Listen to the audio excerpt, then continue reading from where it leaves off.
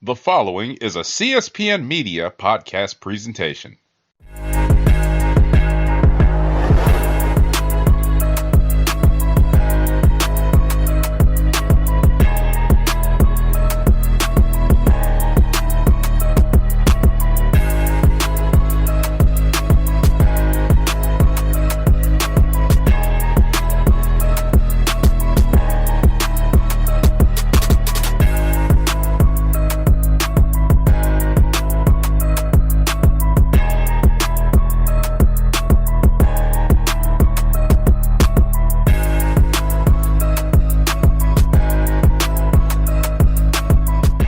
Hello and welcome to Know the Score.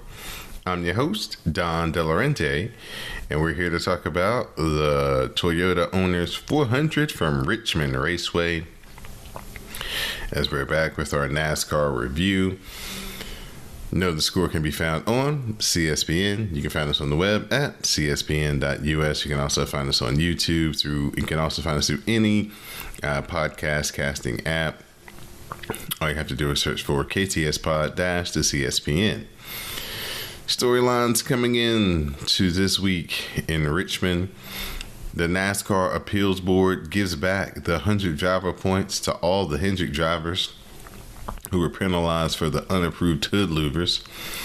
So that the fine, the owner's points were all kept in place, but the actual driver's points were given back. So that allowed Alex Bowman to be awarded the pole due to taking back over the points lead when qualifying was rained out.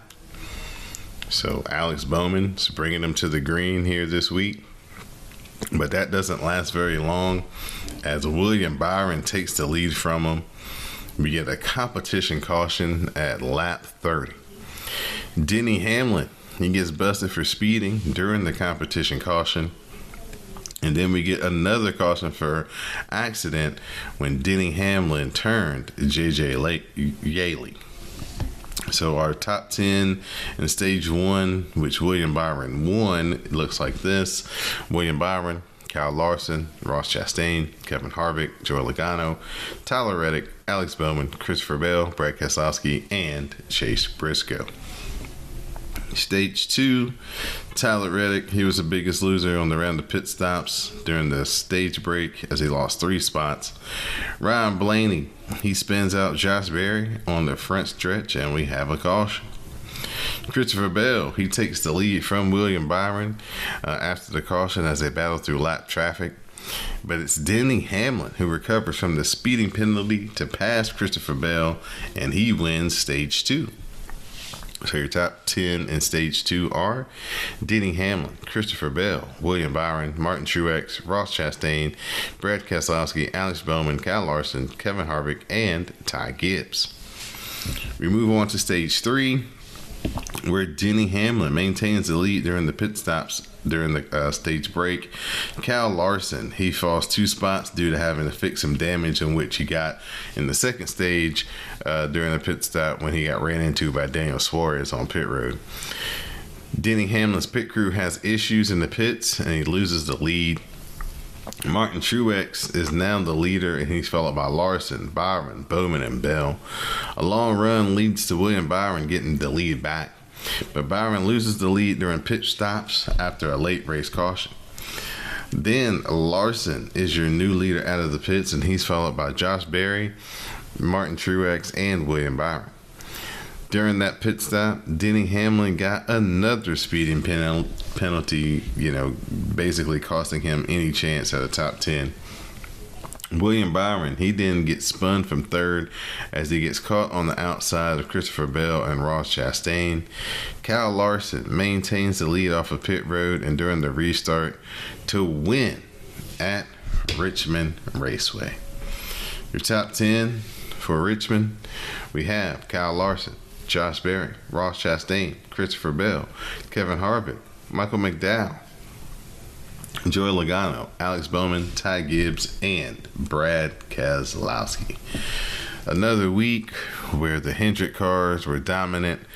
Larson and Byron, the head of the field. Denny Hamlin might have had something for them. He was impressive in that stage too, driving up through the field and winning the stage. But too many mistakes on pit road cost Denny Hamlin this week of any real chance to win the race. Josh Berry with a different strategy call there on that late pit stop got himself a second place finish. So a real good day for Josh Berry and those folks. Ross Chastain consistently up in the front in the top 5 all day. Him and Christopher Bell never touched, but of course, Ross Chastain's reputation precedes himself, so everybody thinks that he's causing accidents and wrecks, and he's actually been pretty good this year so far. So another good run for Ross Chastain. Christopher Bell, really consistent, not quite as fast as Denny Hamlin, I don't think, but due to Denny's problems, he was the first Toyota that finished. And Kevin Harvick, an old master at Richmond, definitely putting those talents to work one last time here in the spring for this race. So all in all, a very entertaining race. The short track package didn't see much fall off in Phoenix for some reason, maybe due to the temperatures, but here in Richmond there was a lot of fall off. The guys did have to drive the cars, made for some comers and goers and some guys being able to get out in front, but then their car go away and some guys in the back have a chance to kind of catch up, make up ground, and pass them on the track. So very good race. I think they set a record for lead changes, or the most lead changes they'd had since 2017 or 16. So it was a very, very entertaining race from Richmond, and they've definitely maybe have hit on something when it comes to this short track package for this year. The Toyotas definitely look like they've improved from last year. We'll see how they look once we go to Martinsville in a couple of weeks. We've got the Bristol Dirt Race coming up this Sunday, Easter Sunday.